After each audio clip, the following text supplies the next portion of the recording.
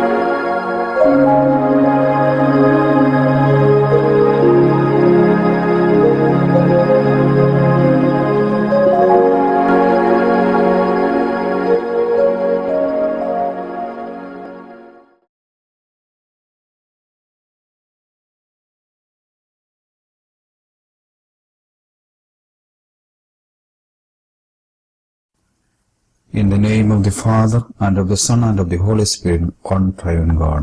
Amen.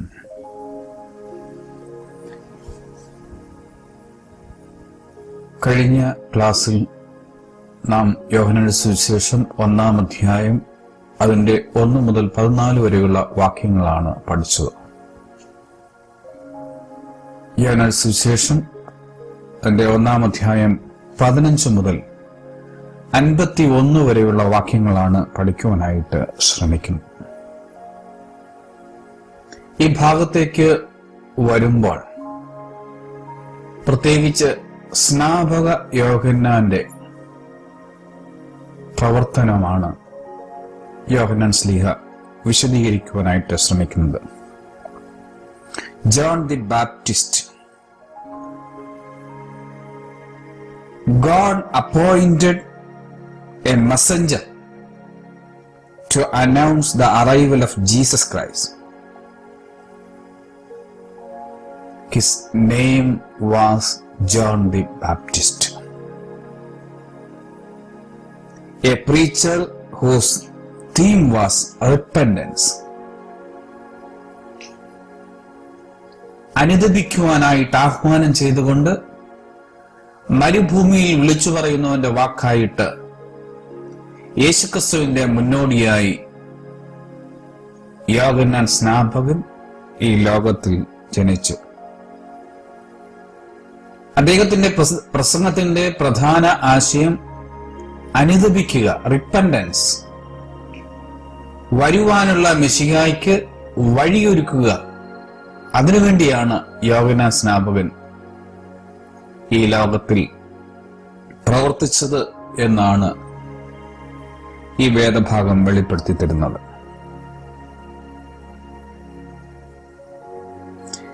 യോഹന്നാൻ സ്നാപകനെ കുറിച്ച് ചിന്തിക്കുമ്പോൾ അദ്ദേഹത്തിന്റെ ലൈഫ് സ്റ്റൈൽ, ജീവിത രീതി പ്രത്യേകം എടുത്ത് പറയേണ്ടതാണ്. സാധാരണ ജീവിത രീതി അല്ല അദ്ദേഹം നയിച്ചത്. യോഹന്നാൻ സ്നാപകന്റെ ശുശ്രൂഷയെക്കുറിച്ച് വിശുദ്ധ യോഹന്നാൻ ദി അപ്പോസ്റ്റൽ വ്യത്യസ്തമായ ഒരു വിശദീകരണമാണ് നൽകുന്നത്. യോഹന്നാൻ സ്നാപകൻ വെളിച്ചത്തെക്കുറിച്ച്, വരുവാനുള്ള മിശിഹായെക്കുറിച്ച്, വരുവാനുള്ള ലൈറ്റിനെ കുറിച്ച്, വരുവാനുള്ള വെളിച്ചത്തെക്കുറിച്ച് സാക്ഷ്യം പറയുവാൻ തക്കതിനുവണ്ണം വന്നു എന്നാണ് സെന്റ് ജോൺ സാക്ഷിക്കുന്നത്. ദൈവത്താൽ അയക്കപ്പെട്ടു എന്നതൊരു വലിയ ബഹുമതിയായി സ്വീകരിച്ചുകൊണ്ട് യോഹന്നാൻ സ്നാപകൻ തന്റെ പ്രവർത്തനം യേശുക്രിസ്തുവിന്റെ മുന്നോടിയായിട്ടുള്ളതായ പ്രവർത്തനം മരുഭൂമിയിൽ വിളിച്ചു പറയുന്ന വാക്കായിട്ട്, ശബ്ദമായിട്ട് അദ്ദേഹം പ്രവർത്തിച്ചു. ദൈവഹിതം മനുഷ്യനെ അറിയിക്കുക, ദൈവത്തിന്റെ നിയോഗം മറ്റുള്ളവരെ അറിയിക്കുക, ഇതായിരുന്നു യോഹന്നാൻ സ്നാപകന്റെ ജീവിത ലക്ഷ്യം. അതായിരുന്നു യോഹന്നാൻ സ്നാപകന്റെ പ്രവാചക സന്ദേശം, പ്രവാചക ശുശ്രൂഷ. ദൈവഹിതമറിഞ്ഞ് എല്ലാവരും ദൈവത്തിൽ വിശ്വസിക്കുന്നവരായിട്ട് മാറണം എന്ന് യോഹന്നാൻ സ്നാപകൻ ആഗ്രഹിച്ചു. യെശയ്യാ പ്രവാചകന്റെ പുസ്തകം 40-ാം അധ്യായം 3-ാം വാക്യത്തിൽ യോഹന്നാൻ സ്നാപകന്റെ വരവിനെ കുറിച്ചുള്ള ഭാഗമുണ്ട്. കേട്ട ഒരുത്തൻ വിളിച്ചു പറയുന്നത്, മരുഭൂമിയിൽ യഹോവയ്ക്ക് വഴിയൊരുക്കുവിൻ, നിർജ്ജന പ്രദേശത്ത് നമ്മുടെ ദൈവത്തിന് ഒരു പെരുവഴി നിരപ്പാക്കുവിൻ. എല്ലാ താഴ്വരയും നികന്നും എല്ലാ മലയും അകന്നും താണും വരണം. വളഞ്ഞത് ചൊവ്വായും ദുർഘടങ്ങൾ സമമായും തീരണം. യഹോവയുടെ മഹത്വം വെളിപ്പെടും. മരുഭൂമിയിൽ വിളിച്ചു പറയുന്നവന്റെ വാക്കായിട്ട് യോഹന്നാൻ സ്നാപകൻ വരും എന്നുള്ളതിന്റെ മുൻകുറിയായിട്ട് യെശയ്യാ പ്രവാചകൻ തന്റെ പ്രവചന പുസ്തകത്തിൽ പ്രവചിക്കുകയാണ്.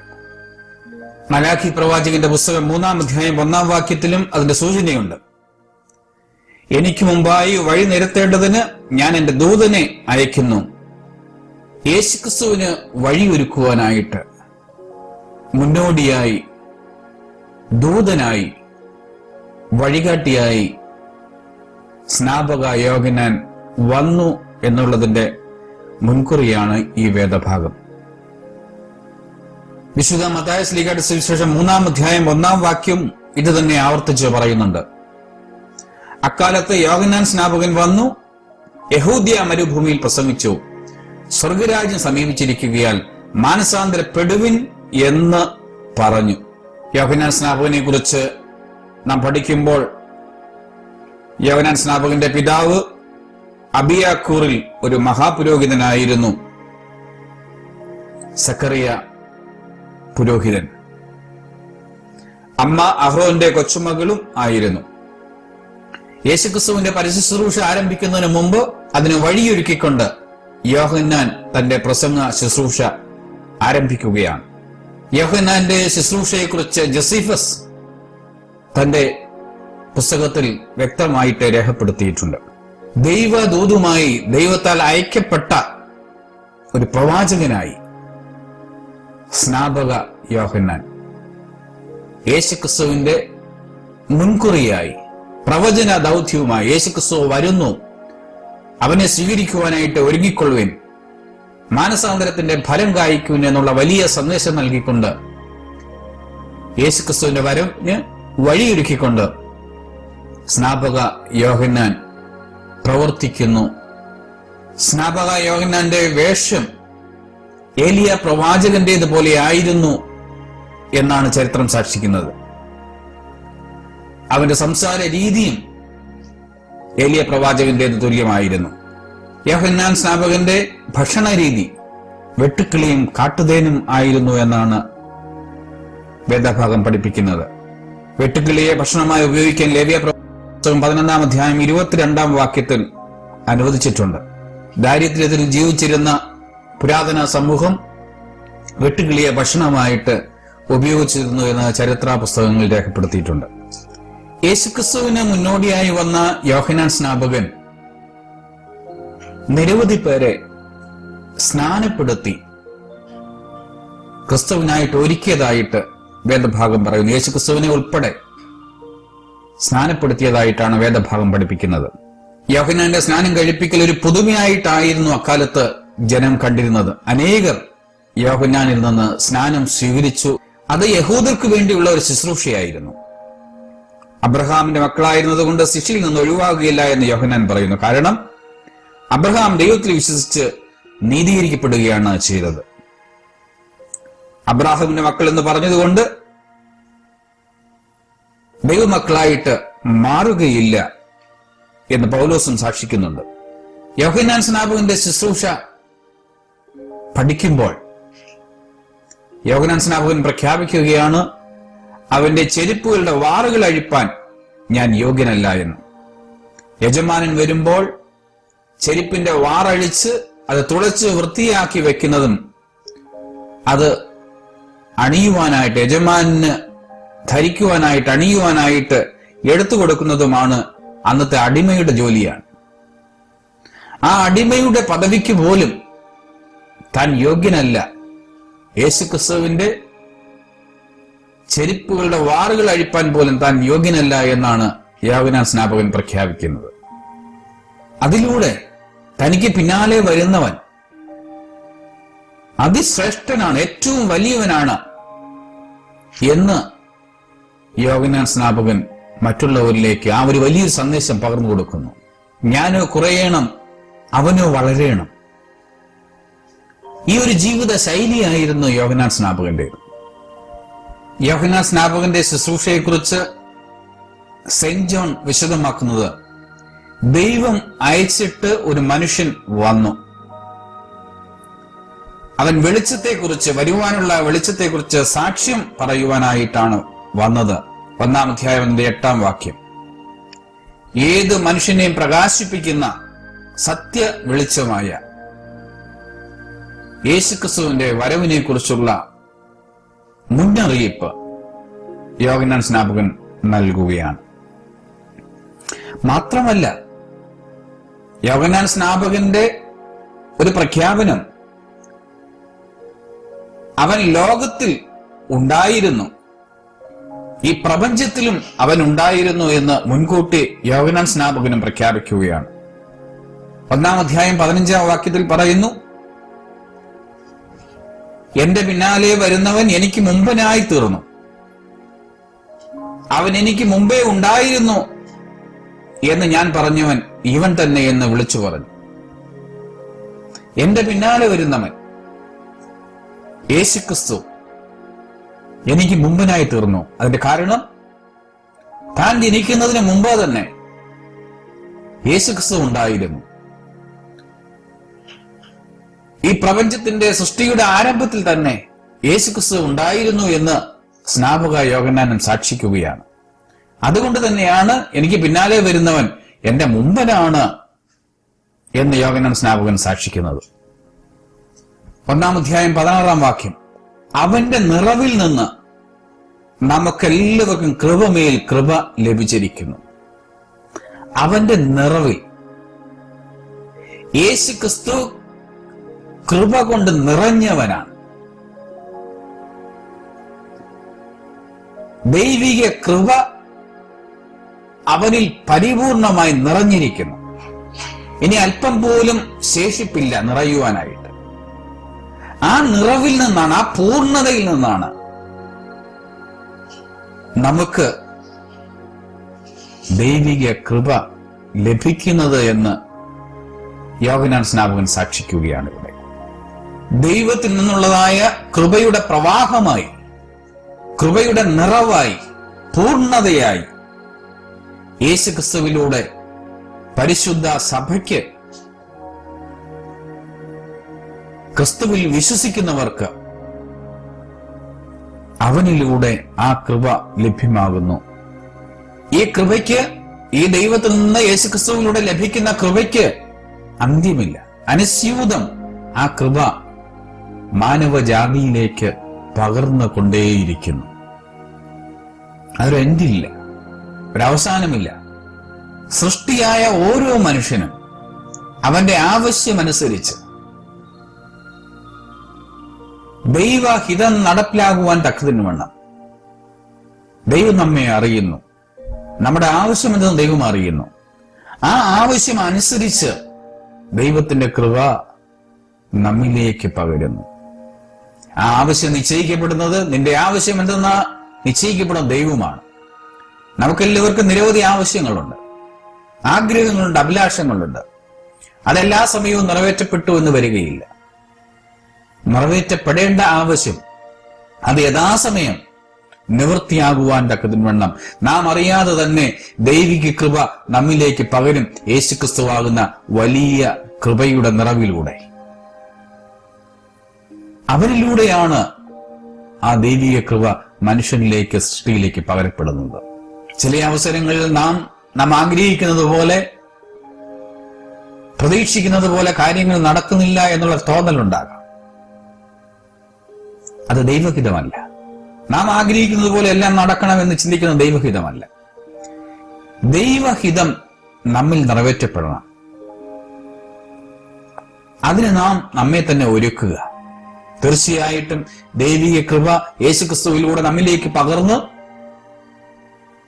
നമ്മിലൂടെ അത് ലോകത്തിന് പ്രകാശമായി മാറും. കൃപമേൽ കൃപ ലഭിച്ചിരിക്കുന്നു.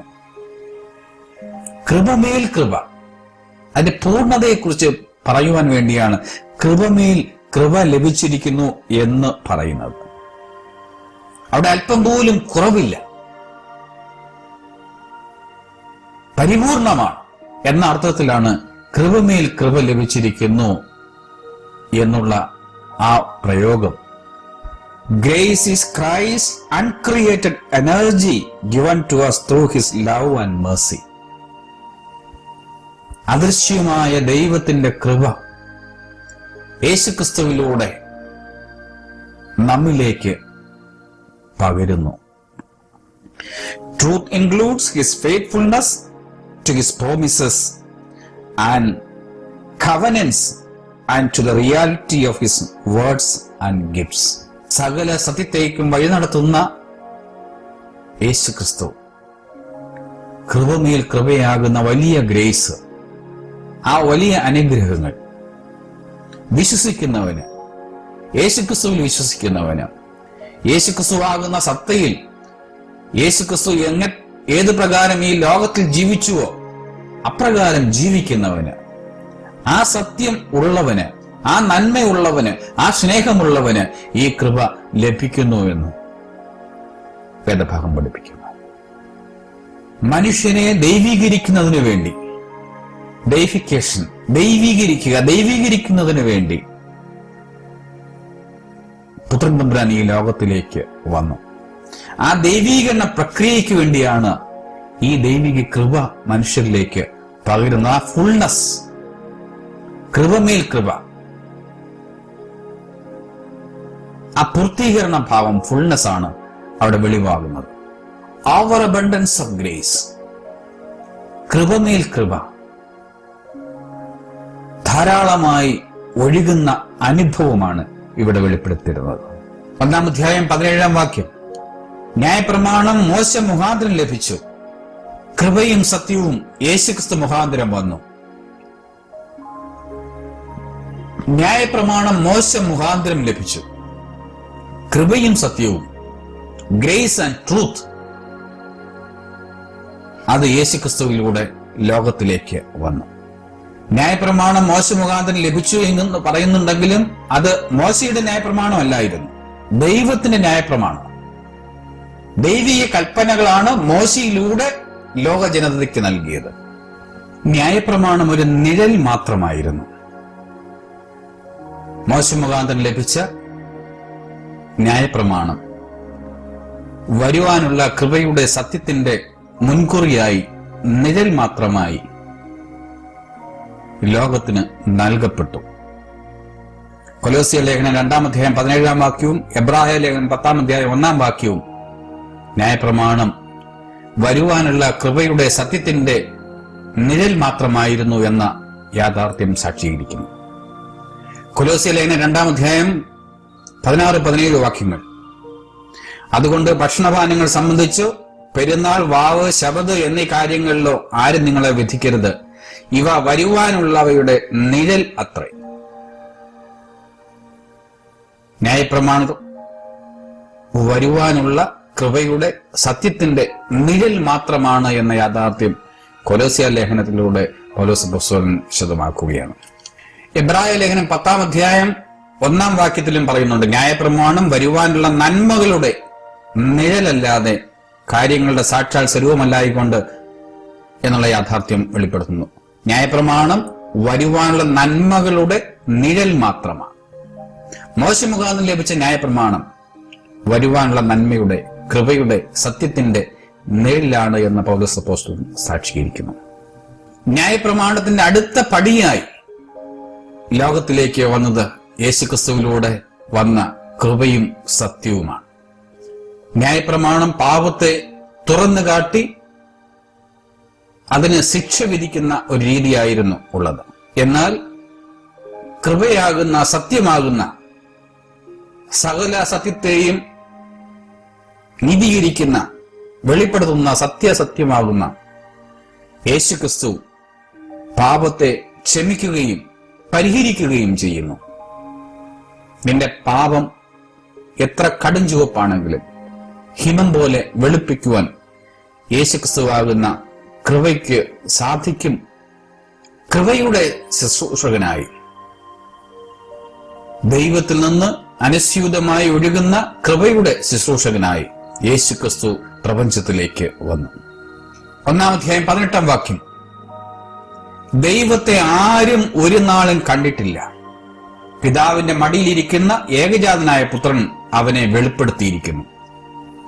ദൈവത്തെ ആരും ഒരു നാളും കണ്ടിട്ടില്ല. ദൈവത്തെ കാണുക, ദൈവത്തെ മുഖാമുഖം ദർശിക്കുക, ഇത് സൃഷ്ടിയുടെ ആരംഭത്തിൽ തന്നെ മനുഷ്യനുണ്ടായ ഒരു അഭിവാഞ്ചയാണ്. ദൈവാന്വേഷണം, ദൈവത്തെ കാണുക, ദൈവത്തെ അറിയുക, ദൈവത്തെ മനസ്സിലാക്കുക, ഇത് സൃഷ്ടിയുടെ അഭിവാഞ്ചയാണ്. ദൈവത്തെ ആരും ഒരു നാളും കണ്ടിട്ടില്ല എന്നുള്ള യാഥാർത്ഥ്യം യോഹന്നാൻ അംഗീകരിക്കുന്നു. എന്നാൽ ആ ദൈവത്തെ കാണുവാനുള്ള, മുഖാമുഖം കാണുവാനുള്ള ഭാഗ്യം പിതാവാൻ ദൈവം യേശുക്രിസ്തുവിലൂടെ ലോക ജനതയ്ക്ക് നൽകി. ദൈവത്തിന്റെ ശരിയായ രൂപം എന്തെന്ന് നമുക്കറിയില്ല. വിശുദ്ധ വേദപുസ്തകം പറയുന്നതനുസരിച്ച് സ്വന്തം രൂപത്തിലും ഛായയിലും മനുഷ്യനെ സൃഷ്ടിച്ചു. ഉൽപ്പത്തി പുസ്തകം പറയുന്നു.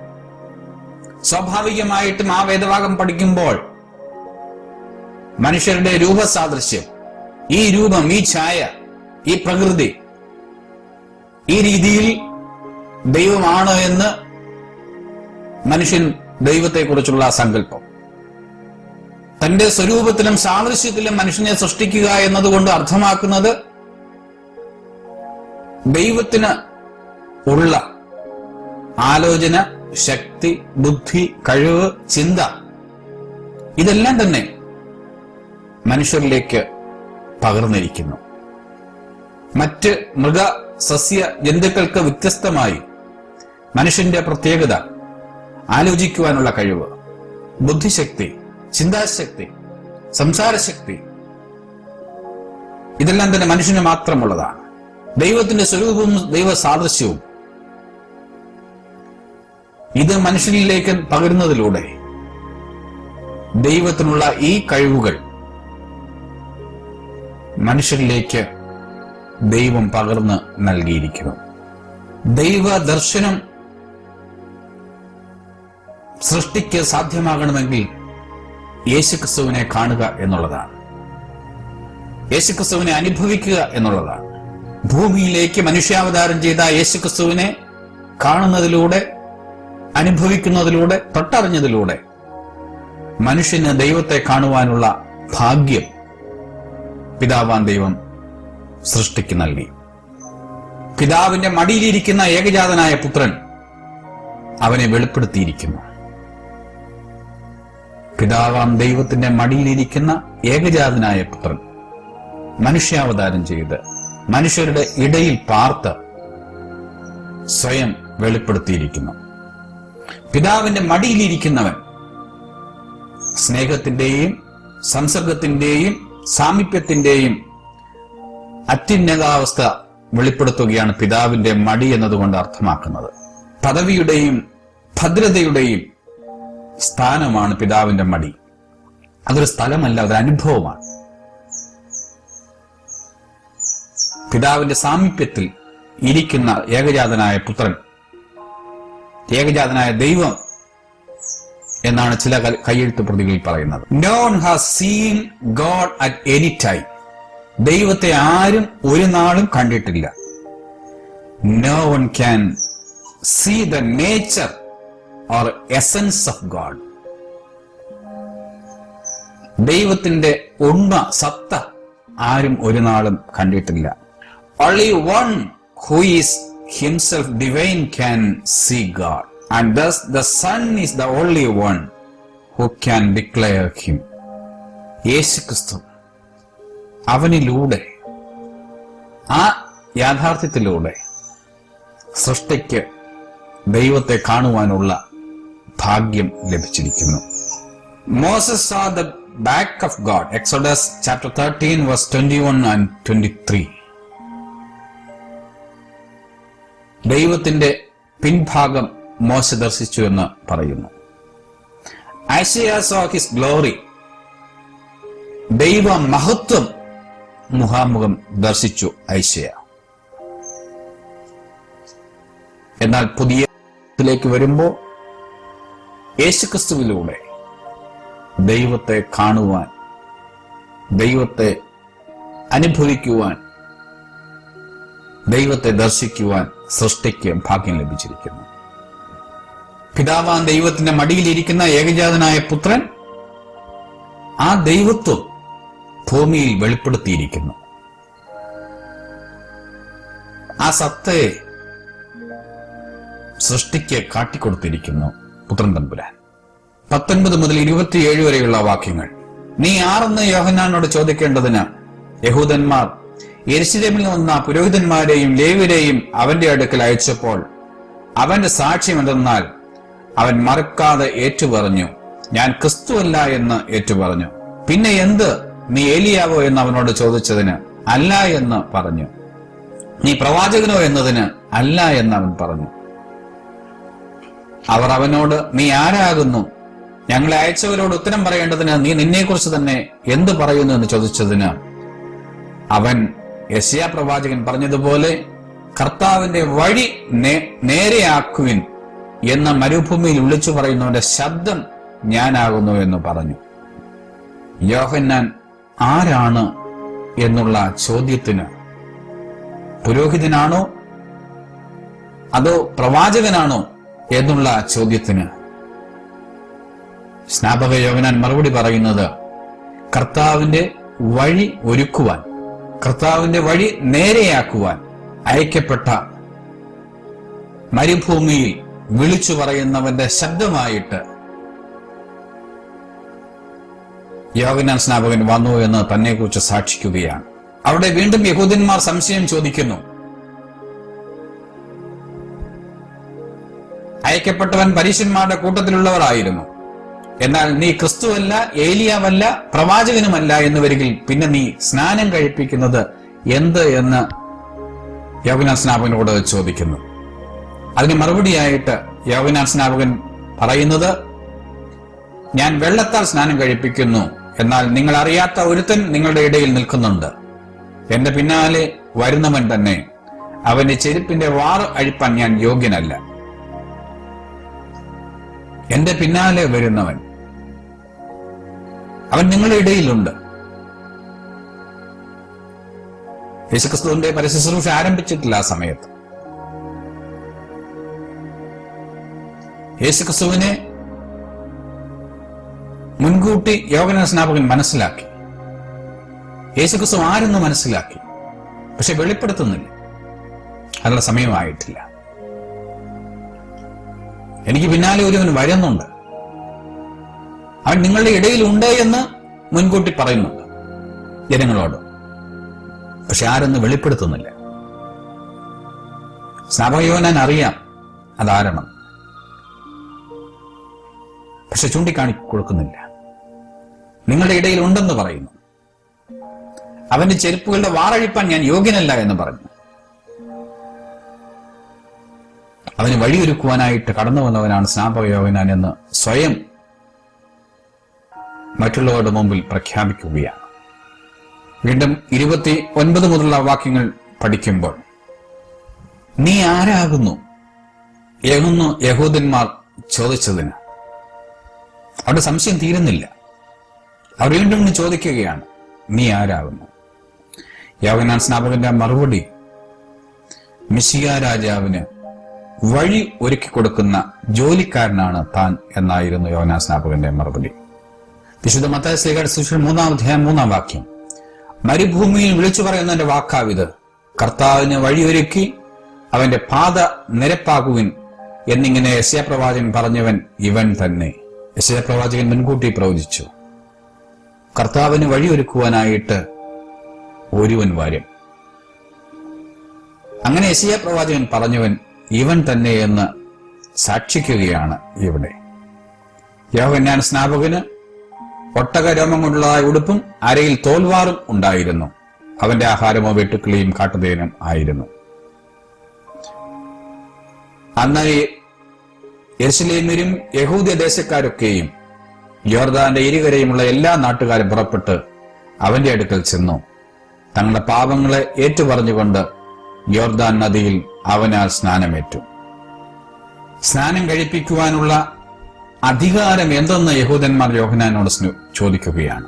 കാരണം അതൊരു മതത്തിന്റെ കർമ്മമാണ്.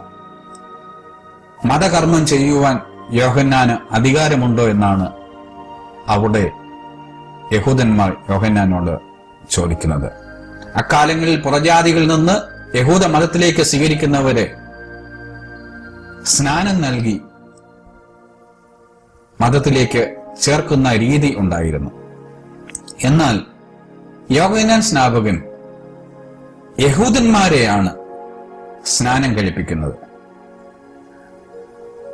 അതെന്തിനാണ് എന്നുള്ളതാണ് യഹൂദന്മാർ യോഹന്നാൻ സ്നാപകനോട് ചോദിക്കുന്നത്.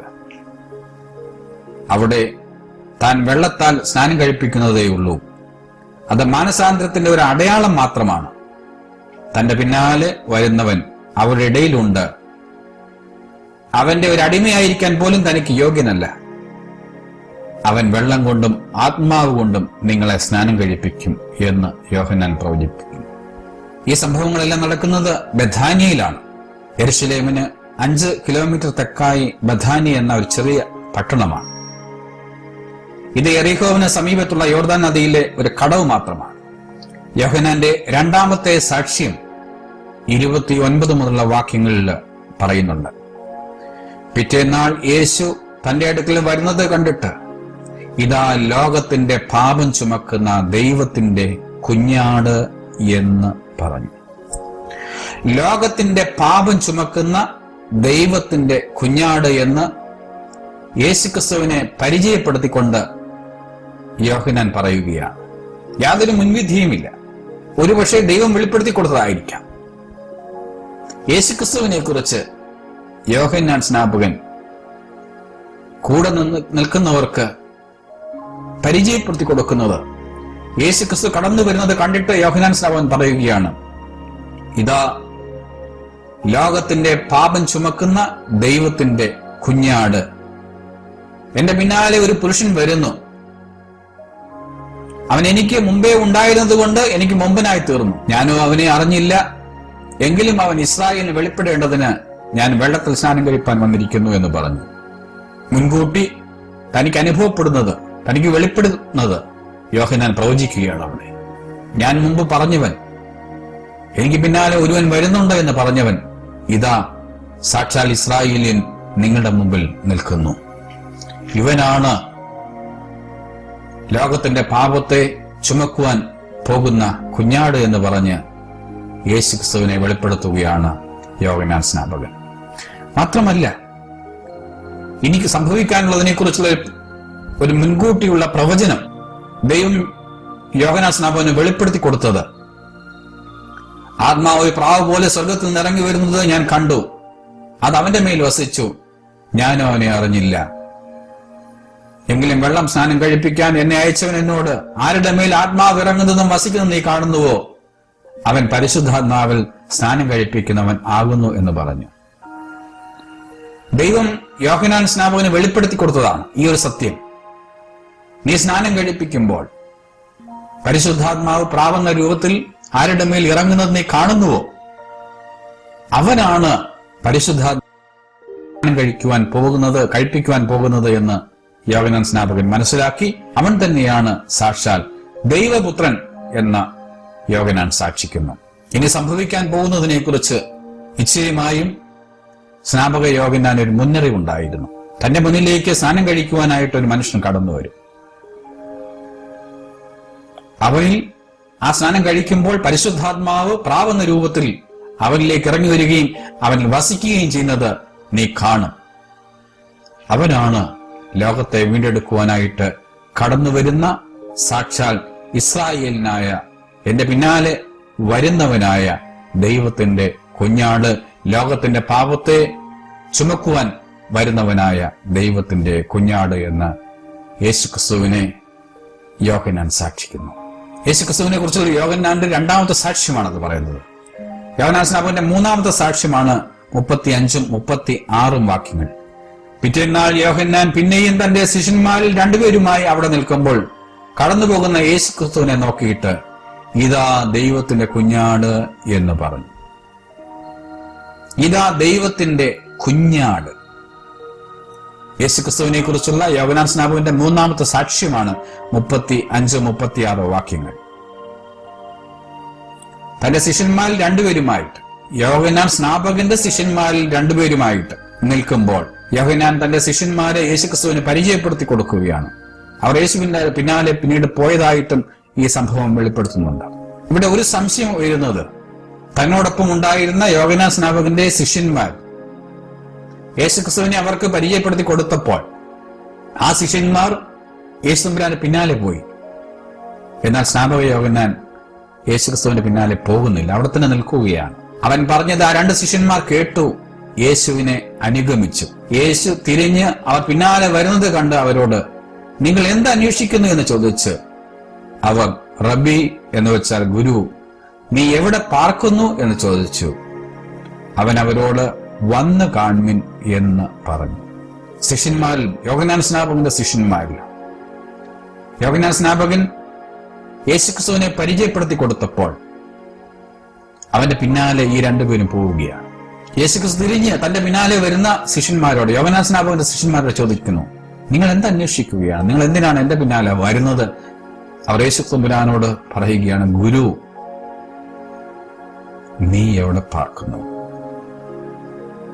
ഗുരു, നീ എവിടെ പാർക്കുന്നു? യേശുക്രിസ്തു ദൈവത്തിന്റെ കുഞ്ഞാടാണെന്ന് യോഹന്നാൻ സ്നാപകൻ ഈ ശിഷ്യന്മാരോട് പറഞ്ഞു. അതുമുതൽ ഈ രണ്ട് ശിഷ്യന്മാരും യേശുക്രിസ്തുവിനെ ഗുരുവായിട്ട് സ്വീകരിച്ചു, അംഗീകരിച്ചു, അവന്റെ പിന്നാലെ പോവുകയാണ്. നീ എവിടെ പാർക്കുന്നു? നീ പാർക്കുന്നിടത്തേക്ക് ഞങ്ങളും വരുന്നു.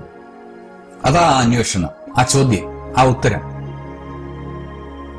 ഗുരു, നീ എവിടെ പാർക്കുകയാണ്? ആ ചോദ്യത്തിന്റെ അർത്ഥം ഇതാണ്, നീ പാർക്കുന്നിടത്തേക്ക് ഞങ്ങളും വരുന്നു. ലോകത്തിന്റെ പാപത്തെ വഹിക്കുവാനായിട്ട് കടന്നു വരുന്ന കുഞ്ഞാടിന്റെ അടുക്കിലേക്ക് യോഹന്നാൻ ആ കുഞ്ഞാടിനെ കാട്ടിക്കൊടുത്തപ്പോൾ ആ കുഞ്ഞാടിനെ തങ്ങളുടെ ഗുരുവായിട്ട് സ്വീകരിച്ച് ഈ രണ്ട് ശിഷ്യന്മാർ അവന്റെ പിന്നാലെ പോകുന്നു എന്ന സത്യമാണ് ഇവിടെ കാണുന്നത്. വന്ന് കാൺമീൻ, ഞാൻ എവിടെ പാർക്കുന്നു എന്നുള്ള ചോദ്യത്തിന് വന്ന് കാൺമീൻ എന്ന് പറഞ്ഞാൽ എന്നോടൊപ്പം പോരൂ, നിങ്ങൾ എന്നോടൊപ്പം വസിക്കൂ എന്നുള്ളൊരു ആഹ്വാനമാണ്. വന്ന് കാണുക. അങ്ങനെ അവൻ വസിക്കുന്ന ഇടം വരെ അവർ കണ്ട് അന്ന് അവനോട് കൂടെ പാർത്തു. ശിഷ്യന്മാർ, യോഹന്നാൻ സ്നാപകന്റെ ശിഷ്യന്മാർ യേശുക്രിസ്തു എവിടെ പാർക്കുന്നു എന്ന് അവനോടൊപ്പം പോയി കണ്ട് അവനോടൊപ്പം പാർത്തു എന്നാണ് വേദഭാഗം പറയുന്നത്. അന്ന് അവനോടൊപ്പം ഈ ശിഷ്യന്മാർ യേശുക്രിസ്തുവിനോടൊപ്പം വസിച്ചു, യേശുക്രിസ്തുവിനോടൊപ്പം പാർത്തു. ഓർക്കണം, സ്നാപകന യോഹന്നാന്റെ ശിഷ്യന്മാരാണ് ഈ രണ്ടുപേർ. ഒരുപക്ഷെ സ്നാപക യോഹന്നാനെ സഹായിക്കുവാനായിട്ട് അവനോടൊപ്പം കൂടിയവരാണ്. യേശുക്രിസ്തു ആരാണെന്ന് യോഹന്നാൻ സ്നാപകൻ അവർക്ക് മനസ്സിലാക്കി കൊടുത്തപ്പോൾ അവന്റെ പിന്നാലെ പോയി അവൻ വസിക്കുന്ന ഇടം കണ്ടിട്ട് യേശുക്രിസ്തുവിനോടൊപ്പം പാർക്കുവാൻ താല്പര്യം കാണിച്ച രണ്ട് ശിഷ്യന്മാർ. അവനോടൊപ്പം പാർത്തു എന്ന് വേദഭാഗം സാക്ഷിക്കുന്നു. അവരാരൊക്കെയാണ് എന്ന് ഇവിടെ പറയുന്നുണ്ട്. പിന്നീട് യോഹന്നാൻ പറഞ്ഞത് കേട്ട് അവനെ അനുഗമിച്ച രണ്ടുപേരിൽ ഒരുത്തൻ ശിമോൻ പത്രോസിന്റെ സഹോദരനായ അന്ത്രയോസ് ആയിരുന്നു. ശിമോൻ പത്രോസിന്റെ സഹോദരനായ അന്ത്രയോസ്. രണ്ടാമത്തെയാൾ ഈ സുവിശേഷം എഴുതിയ യോഹന്നാൻ, യേശുതമ്പുരാന്റെ ശിഷ്യന്മാരിൽ ഒരാളായ യോഹന്നാൻ ആയിരുന്നു എന്നാണ് സാക്ഷിക്കുന്നത്. അന്ത്രയോസും യോഹന്നാനും യേശുക്രിസ്തുവിനെ ആദ്യം കാണുന്നത് സ്നാപക യോഹന്നാന്റെ അടുക്കൽ വെച്ചാണ്. അന്ത്രയോസ്, യോഹന്നാൻ ഇവർ രണ്ടുപേരും യേശുക്രിസ്തുവിന് പിന്നാലെ പോയി അവൻ വസിക്കുന്ന ഇടം കണ്ടിട്ട് ആ ദിവസം അവനോടൊപ്പം പാർത്തു. ഓർക്കണം, ശിഷ്യന്മാരെ വിളിച്ചിട്ടില്ല, പരസ്യശുശ്രൂഷ ആരംഭിച്ചിട്ടില്ല. എങ്കിലും അന്ത്രയോസും യോഹന്നാനും യേശുക്രിസ്തുവിനെ മനസ്സിലാക്കി അവനോടൊപ്പം വസിക്കുവാനുള്ള ആഗ്രഹം പ്രകടിപ്പിക്കുകയാണ്. ഈ അന്ത്രയോസാണ് തന്റെ സഹോദരനായ ശീമോനെ ആദ്യം കണ്ട അവനോട് ഞങ്ങൾ മെസ്സിഹായെ എന്ന് വെച്ച ക്രിസ്തുവിനെ കണ്ടെത്തിയിരിക്കുന്നു എന്ന് പറഞ്ഞത്. മിശിഹായെ, സാക്ഷാൽ മിശിഹായെ, ക്രിസ്തുവിനെ കണ്ടെത്തിയിരിക്കുന്നു എന്ന് അന്ത്രയോസ് തന്റെ സഹോദരനായ ശീമോനോട് പറയുന്നു. യേശുക്രിസ്തുവിനെ യഥാർത്ഥത്തിൽ അനുയായി ആയി തീർന്നത് അന്ത്രയോസും യോഹന്നാനുമായിരുന്നു. പരസ്യശുശ്രൂഷ ആരംഭിക്കുന്നതിന് മുമ്പ്, ശിഷ്യന്മാരെ വിളിക്കുന്നതിന് മുമ്പ് യേശുക്രിസ്തുവിനോടൊപ്പം പാർത്ത് അവന്റെ അനുയായി ആകുവാൻ ആഗ്രഹം പ്രകടിപ്പിച്ച് അവന്റെ പിന്നാലെ അന്വേഷിച്ച് കണ്ടെത്തി അവന്റെ കൂടെ വസിച്ച രണ്ടുപേർ അന്ത്രയോസും യോഹന്നാനും. അവർ പ്രഖ്യാപിക്കുകയാണ്, ഞങ്ങൾ മിശിഹായെ കണ്ടെത്തിയിരിക്കുന്നു. വരുവാനുള്ള മിശിഹായെ, പ്രതീക്ഷയോടെ ഇസ്രായേൽ ജനം കാത്തിരുന്ന മിശിഹായെ ഞങ്ങൾ കണ്ടെത്തിയിരിക്കുന്നു എന്ന് സംശയലേശമെന്നെ സാക്ഷിക്കുകയാണ് അന്ത്രയോസും യോഹന്നാനും. ഞങ്ങൾ മിശിഹായെ എന്ന് വെച്ചാൽ ക്രിസ്തുവിനെ കണ്ടെത്തിയിരിക്കുന്നു. അവിടെ ശിമോനെ കൂട്ടിക്കൊണ്ട് അന്ത്രയോസ് വരികയാണ് യേശുതമ്പുരാന്റെ അടുക്കിലേക്ക്. ഒരു ദിവസം യേശുതമ്പുരാനോടൊപ്പം താമസിച്ചതിന് ശേഷം സ്വന്തം ഭവനത്തിലേക്ക് പോയിട്ട് സഹോദരനായ ശിമോനോട് പറയുകയാണ്, അന്ത്രയോസ്, ഞങ്ങൾ വരുവാനുള്ള മിശിഹായെ അഥവാ ക്രിസ്തുവിനെ കണ്ടെത്തിയിരിക്കുന്നു എന്ന് പറഞ്ഞിട്ട് ശിമോനെയും കൂട്ടി യേശുതമ്പുരാന്റെ അടുക്കിലേക്ക് അന്ത്രയോസ് പോകുന്നു. ഞങ്ങൾ മിശിഹായെ എന്ന് വെച്ചാൽ, ഞങ്ങൾ രണ്ടുപേര്, അന്ത്രയോസും യോഹന്നാനും. ഞങ്ങൾ മിശിഹായെ കണ്ടെത്തിയിരിക്കുന്നു. അവൻ യേശുവിന്റെ അടുക്കൽ അവനെ കൊണ്ടുവന്നു. യേശു അവനെ നോക്കി പറയുകയാണ്, നീ യോഹന്നാന്റെ പുത്രനായ ശിമോൻ ആകുന്നു, നിനക്ക് കേഫ എന്ന് പേരാകും എന്ന് പറഞ്ഞു. അത് പത്രോസ് എന്നാകുന്നു. പത്രോസും അന്ത്രയോസും അവർ സഹോദരന്മാരാണ്. യോഹന്നാന്റെ മക്കളായ അന്ത്രയോസും ശിമോൻ എന്ന മറുപേരുള്ള പത്രോസും. ശിമോന്റെ പേര് പിന്നീട് കർത്താവ് കേഫ അഥവാ പത്രോസ് എന്ന് മാറ്റി. അന്ത്രയോസാണ് സഹോദരനായ ശിമോനെ അഥവാ പത്രോസിനെ യേശുതമ്പുരാന്റെ അടുക്കിലേക്ക് കൊണ്ടുവരുന്നത്. യേശുക്രിസ്തു അവനെ കുറിച്ച് പറയുകയാണ്, നീ യോഹന്നാന്റെ പുത്രനായ ശിമോൻ ആകുന്നു എന്ന്. ഇവിടെ യോഹന്നാൻ സുവിശേഷം 1:38 വാക്യം, നിങ്ങൾ എന്ത് അന്വേഷിക്കുന്നു? യേശുക്രിസ്തുവിനെയാണോ നിങ്ങൾ അന്വേഷിക്കുന്നത്? വരുവാനുള്ള മിശിഹായാണോ നിങ്ങൾ അന്വേഷിക്കുന്നത്? ക്രിസ്തുവിനെയാണോ നിങ്ങൾ അന്വേഷിക്കുന്നത്? യോഹന്നാൻ സ്നാപകനെ വിട്ട് യേശുവിനെ അനുഗമിക്കുന്ന രണ്ടുപേരോട് ചോദിക്കുന്ന ചോദ്യമാണ്, നിങ്ങൾ എന്ത് അന്വേഷിക്കുന്നു? വിശുദ്ധ വേദപുസ്തകത്തിൽ യോഹന്നാൻ സുവിശേഷത്തിൽ കർത്താവ് പറയുന്ന ആദ്യ വാക്കാണ്, നിങ്ങൾ എന്ത് അന്വേഷിക്കുന്നു? യേശുക്രിസ്തു ആദ്യം പറഞ്ഞ വാക്കായി ആണ് യോഹന്നാൻ ഇത് പറയുന്നത്. നിങ്ങൾ എന്ത് അന്വേഷിക്കുന്നു? ആദ്യം പറഞ്ഞ വാക്കുകളായിട്ട് രേഖപ്പെടുത്തിയിരിക്കുന്നത്. ഇവിടെ 40-ാം വാക്യത്തിൽ അന്ത്രയോസ് എന്ന് രണ്ടുപേരിൽ ഒരാളെ യോഹന്നാൻ വെളിപ്പെടുത്തുന്നു. എന്നാൽ മറ്റേയാൾ എഴുത്തുകാരനായ യോഹന്നാൻ തന്നെ എന്ന് തെളിയുന്നുണ്ട്. കാരണം ഈ പുസ്തകത്തിന്റെ എഴുത്തുകാരനായ യോഹന്നാൻ തന്നെ എന്ന് തെളിയുന്നു. ഓരോ സംഭവങ്ങളോടുമുള്ളതായ ബന്ധത്തിൽ അവരുടെ പേരുകൾ പറയുക എന്നത് യോഹന്നാൻ നിർബന്ധമുള്ള കാര്യമാണ്. അല്ലാത്ത ഭാഗങ്ങൾ താൻ തന്നെയാണ് എന്ന് തെളിയിക്കുന്നുണ്ട്. അതുകൊണ്ട് തന്നെയാണ് അന്ത്രയോസും യോഹന്നാനുമാണ് യേശുക്രിസ്തുവിനെ ആദ്യം കണ്ടെത്തിയത്. യേശുക്രിസ്തു അവരോടാണ് ചോദിച്ചത്, നിങ്ങൾ എന്ത് അന്വേഷിക്കുന്നു? ഇവർ രണ്ടുപേരും യോഹന്നാൻ സ്നാപകന്റെ ശിഷ്യന്മാർ ആയിരുന്നു. യേശുവിനെ കണ്ടെത്തി അനുഗമിച്ചവരിൽ അന്ത്രയോസ്, പിന്നീട് ശീമോൻ എന്ന മറുപേരുള്ള പത്രോസ്. ശീമോനെ യേശുക്രിസ്തുവിന്റെ അടുക്കിലേക്ക്, താൻ കണ്ടെത്തിയ മിശിഹായുടെ അടുക്കിലേക്ക്, സത്യത്തിലേക്ക് തന്റെ സഹോദരനെ കൊണ്ടുവരുന്ന അന്ത്രയോസിനെയാണ് നമുക്കവിടെ കാണുക.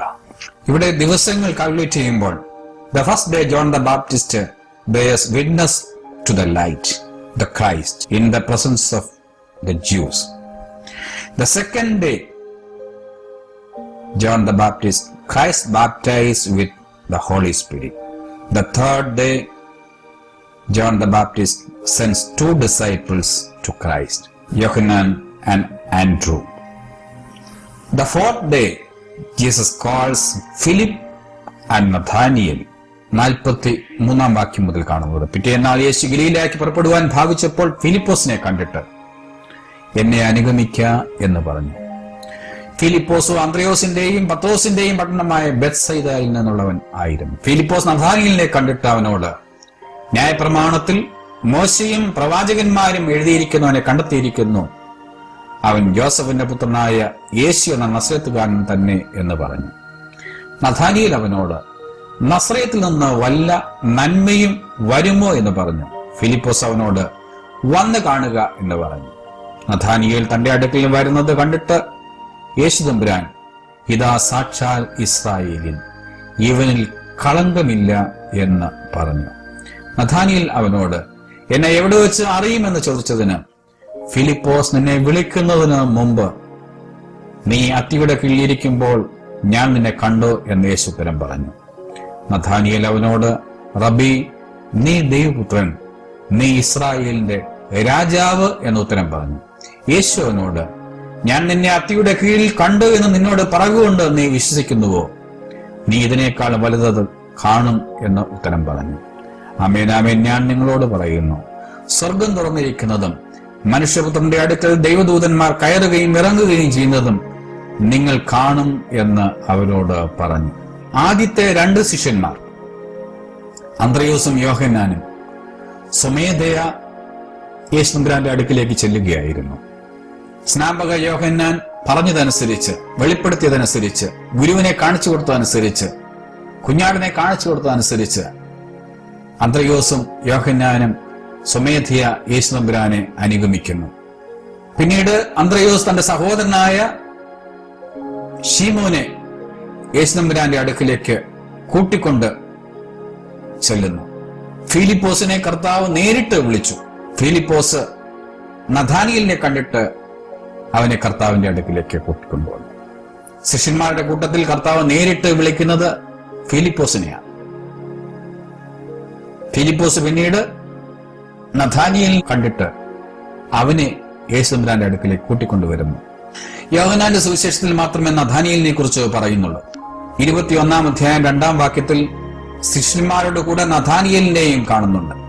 യോഹന്നാന്റെ സുവിശേഷം 21-ാം അധ്യായം 1-2 വാക്യങ്ങൾ. അതിനുശേഷം യേശു പിന്നെയും തിബരിയാസ് കടക്കരയിൽ വെച്ച് ശിഷ്യന്മാർക്ക് പ്രത്യക്ഷനായത് ഈ വിധമായിരുന്നു. ശിമോൻ പത്രോസും ദിദിമോസും തോമസും ഗലീലായിലെ കാനാവിലെ നഥാനിയേലും സബദി മക്കളും അവന്റെ ശിഷ്യന്മാരിൽ വേറെ 2 പേരും ഒരുമിച്ച് കൂടിയിരുന്നു.